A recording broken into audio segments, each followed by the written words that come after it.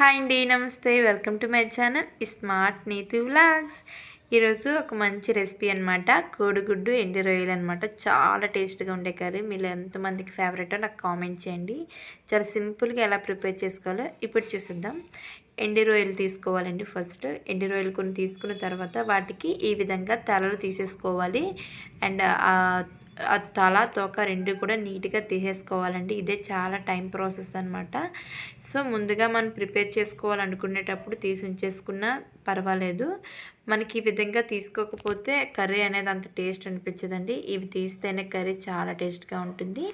And ఈ విధంగా తలలు తోకలు నీట్గా తీసేసిన తర్వాత హాట్ వాటర్ వేసి ఒక 2 మినిట్స్ అలా వదిలేసామనుకోండి, ఎండు రొయ్యలు నీట్గా హాట్ వాటర్లో అబ్జర్వ్ అయ్యి కొంచెం మెత్తబడతాయి కాబట్టి మనకి నీట్గా క్లీన్ అవుతుంది అనమాట. ఈ విధంగా ఎప్పుడైనా చేసి కర్రీ ప్రిపేర్ చేయండి, చాలా టేస్ట్గా వస్తుంది. అండ్ నెక్స్ట్ మనం బాయిల్ చేసిన ఎగ్స్కి ఇలా పొట్టు చేసుకోవాలన్నమాట. ఈ విధంగా ఎగ్స్ అన్నిటికీ తీసేసుకుంటే మనకి ఎగ్స్ ఎప్పుడు కూడా మీడియం ఫ్లేమ్లో ఉడికించుకుంటే ఎగ్స్ అనేవి మెత్తగా ఉంటాయండి. లేదు అన్నట్లయితే హార్డ్ అయిపోతాయి అన్నమాట, మనకి త్వరగా డైజెస్ట్ అవ్వదు. సో ఈ విధంగా మీడియం ఫ్లేమ్లో పెట్టి ఉడికించుకున్నట్లయితే, ఓవర్గా కూడా ఉడికించుకోకూడదండి. ఎగ్స్ని మీడియం ఫ్లేమ్లో పెట్టి ఉడికించుకున్నట్లయితే ఎగ్స్ అనేవి చాలా మెత్తగా ఉంటాయి అన్నమాట. ఇప్పుడు హాట్ వాటర్ వేసాం కదా, నీట్గా ఎండు రొయ్యలు అనేవి క్లీన్ చేసేసుకోవాలన్నమాట. ఈ విధంగా చూసారా, కొంచెం నీట్గా క్లీన్ చేసేసుకుంటే ఇసుక అటువంటివి ఏమీ ఉండదన్నమాట. ఇప్పుడు కొంచెం మనం ఎందులో అయితే ప్రిపేర్ చేయాలనుకుంటున్నామో ప్యాన్ పెట్టుకొని కొంచెం ఆయిల్ యాడ్ చేసుకోవాలి.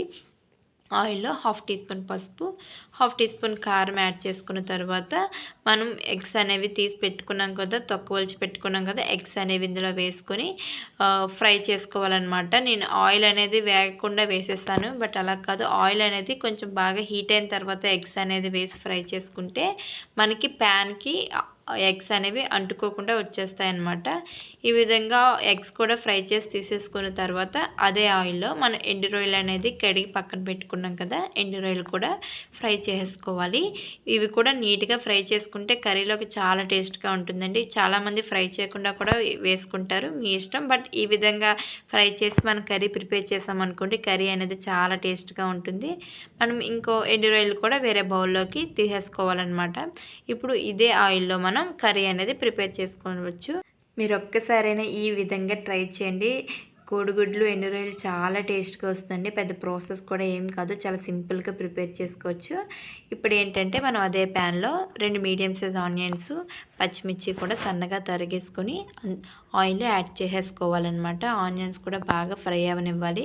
మనకి తెలిసిందే కదా, ఆనియన్స్ బాగా ఫ్రై అవ్వడం కోసం ముందుగా మనం ఏం చేస్తాం, ఆనియన్స్ ఫ్రై అవ్వడం కోసమని కొంచెం సాల్ట్ యాడ్ చేసుకుంటే ఆనియన్స్ అనేవి చాలా త్వరగా మగ్గిపోతాయి. కాబట్టి కొంచెం సాల్ట్ యాడ్ చేసుకొని మూత పెట్టేసుకున్నాం అనుకోండి, ఆనియన్స్ అనేవి త్వరగా మగ్గుతాయి. సో ఈ విధంగా సాల్ట్ కొంచెం యాడ్ చేసుకొని మూత పెట్టేసుకోవాలి. మూత పెట్టుకున్నట్లయితే ఆనియన్స్ అనేవి మనకి ఎక్కువ టైం పట్టకుండా త్వరగా ఫ్రై అవుతాయి.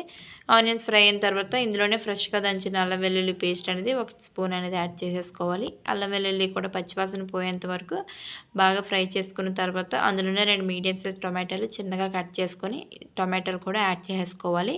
అండ్ మనకి టొమాటోలు మగ్గడానికి కూడా కొంచెం సాల్ట్ అనేది యాడ్ చేసుకొని మూత పెట్టి కవర్ చేసుకోవాలి.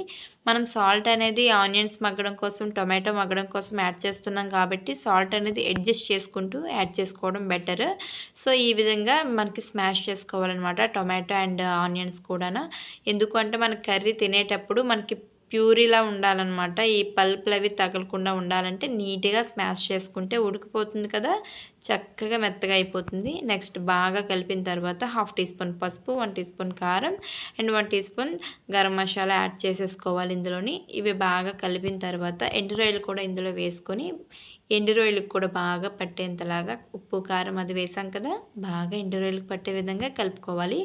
ఈ విధంగా ఎండు రొయ్యలు కూడా బాగా కలిపిన తర్వాత మనం ముందుగా ఫ్రై చేసి పక్కన పెట్టుకున్న ఎగ్స్ కూడా ఇందులోనే వేసేసుకోవాలి. మనకి ఈ విధంగా ఫస్ట్ ఎగ్స్ వేయడం వల్ల ఏమవుతుందంటే, మనం నాట్స్ పెట్టుకున్నాం కదా ఎగ్స్కి, దానివల్ల మసాలా అనేది ఎగ్స్కి పడుతుందన్నమాట. మసాలా అనగానే ఏమో అనుకోకండి, మసాలా అనేది ఎక్కువ యాడ్ చేయలేదు కదా, మనం ఏ కర్రీస్లో కూడా మసాలా అనేది ఎక్కువ యాడ్ చేయకుండానే కమ్మగా వండుకోవచ్చు అనమాట ఇంట్లోని ఈ విధంగా. నెక్స్ట్ ఏంటంటే, మనం బాగా మిక్స్ చేసిన తర్వాత కొంచెం వాటర్ అనేది జస్ట్ అంతా కూడా మగ్గడానికి కొంచెం వాటర్ యాడ్ చేసుకొని మొత్తం అంతా కలుపుకొని ఒక 3 మినిట్స్ అనేది ఇలా మూత పెట్టి ఉంచేసుకోవాలన్నమాట. చూసారా, కొంచెం దగ్గర పడుతున్న టైంలో కొత్తిమీర ఈ స్టేజ్లో మనం యాడ్ చేసుకున్నట్లయితే ఫ్లేవర్ అనేది ఇంకా బాగుంటుంది. ఎప్పుడు కూడా కొత్తిమీర అనేది లాస్ట్లో వేసేటప్పుడు లాస్ట్లో కూడా వేసుకోవచ్చు. అండ్ ఇలా కర్రీ ప్రిపరేషన్స్ మధ్యలో యాడ్ చేసుకున్నాం అనుకోండి, కొత్తిమీర ఫ్లేవర్ అనేది చాలా బాగా పడుతుందన్నమాట. నెక్స్ట్ ఈ విధంగా అంతా కలిపేసుకున్న తర్వాత చింతపండు మనం నానబెట్టుకొని ముందుగా ఉంచుకోవాలండి. చింతపండు కొంచెం చిన్న నిమ్మకాయ సైజ్ అంత చింతపండు నానవేసుకున్న తర్వాత మనం చింతపండు గుజ్జు రసాన్ని తీసేసి ఇలా వేసుకోవాలన్నమాట. మనకి ఎంతవరకు అయితే కావాలో గ్రేవీ స్ట్రక్చర్ చూసుకుంటూ యాడ్ చేసుకోవాలి. మరి పులుపు ఎక్కువ వేసినా కూడా కర్రీ పాడైపోతుంది. మనకి వద్దు, పులుపు ఇష్టం లేదు అన్నట్లయితే మనకి స్టార్టింగ్లో వేసుకొని ఉంచుకున్నాం కదా వాటర్, ఆ కన్సిస్టెన్సీలోనే కొంచెం దగ్గర పడేంత వరకు ఉంచుకొని స్టవ్ ఆఫ్ చేసేసుకోవచ్చు. లేదు మనకి పులుసు రూపంలో కావాలి అనుకున్నట్లయితే మనకి చింతపండు రసం అనేది యాడ్ చేసుకున్న తర్వాత ఒక అట్లీస్ట్ 5 మినిట్స్ అయినా కూడా మనం కర్రీని ఇలా మగ్గనివ్వాలి. కర్రీ దగ్గర పడిన తర్వాత స్టవ్ ఆఫ్ చేసి వేడి వేడి అన్నంలో కానీ చపాతీలో కానీ తింటే చాలా బాగుంటుంది. మరి ఇంకెందుకు ఆలస్యం, ట్రై చేసి ఎలా వచ్చిందో కామెంట్ చేయండి. అండ్ వీడియో నచ్చితే మాత్రం చిన్న లైక్ చేయడం మర్చిపోద్దు. సబ్స్క్రైబ్ చేసుకోండి.